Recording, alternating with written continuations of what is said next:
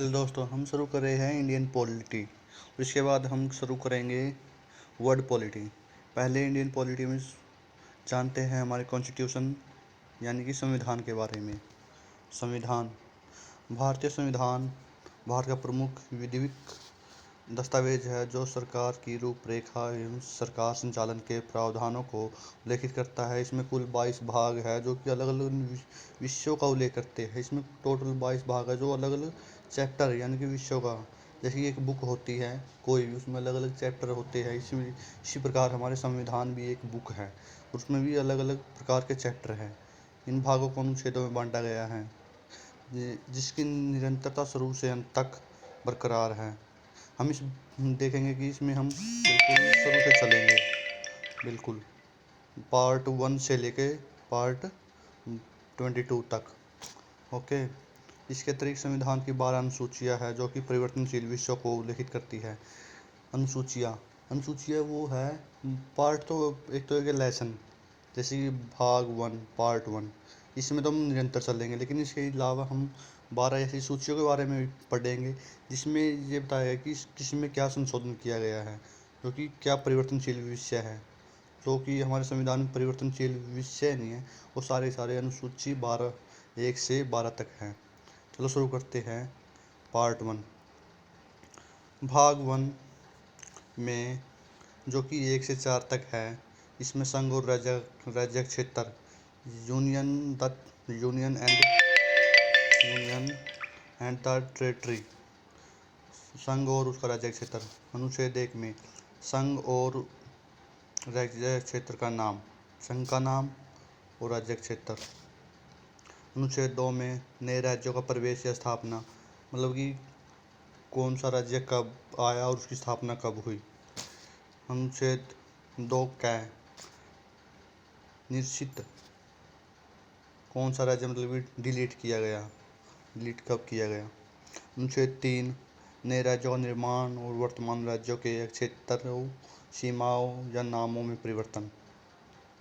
अनुच्छेद 4 में पहली अनुसूची और चौथी अनुसूची के संशोधन तथा अनुपूरक, आनुषंगिक और प्रमाणिक विषयों का उपबंध करने के लिए अनुच्छेद 2 और अनुच्छेद 3 के अधीन बनाई गई विधियाँ।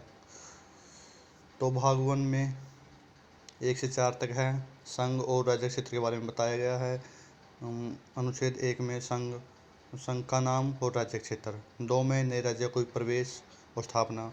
अनुच्छेद 2 कै में डिलीट कब किया गया राज्य, ठीक है।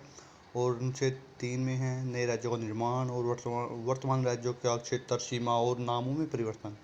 जो मतलब कि जैसे किसी भी एक राज्य का नाम चेंज कर दिया तो वो कौन से अनुच्छेद में आएगा, 3 में लिखा जाएगा। अनुच्छेद 4 में पहली अनुसूची और चौथी अनुसूची के संशोधन। जो पहली और चौथी अनुसूची, पहली से लेकर चौथी अनुसूची तक जो भी संशोधन किए जाएंगे वो अनुच्छेद 4 में आएगा, ठीक है। ये अनुच्छेद 3 के अधीन बनाई गई विधियाँ।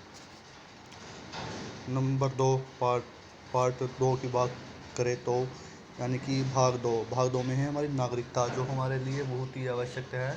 सिटीजनशिप की नागरिकता अनुच्छेद 5 में है, 5 से 11 तक है नागरिकता।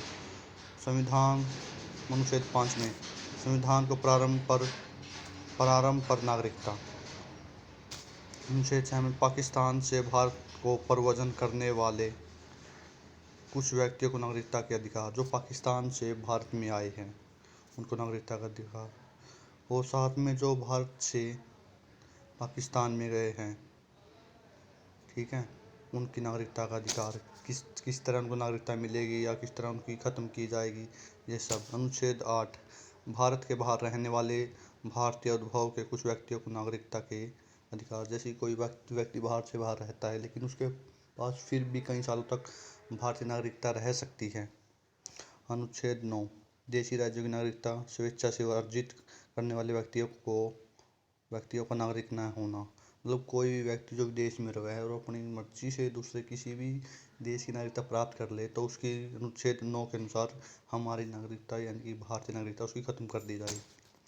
अनुच्छेद 11 संसद द्वारा नागरिकता के अधिकार का विधि द्वारा विनियमन, मतलब संसद मतलब कि 11 में बताया गया है कि जो भी संसद तय करेगी किस प्रकार उसको नागरिकता किन नियमों के अनुसार मिलेगी, वो 11 में है कि कौन कौन से नियमों का पालन करना पड़ेगा एक नागरिक को भारतीय नागरिकता लेने के लिए, वो सब अनुच्छेद 11 में बताया गया है। ठीक है दोस्तों, आज के लिए इतना ही, बाकी कल करेंगे।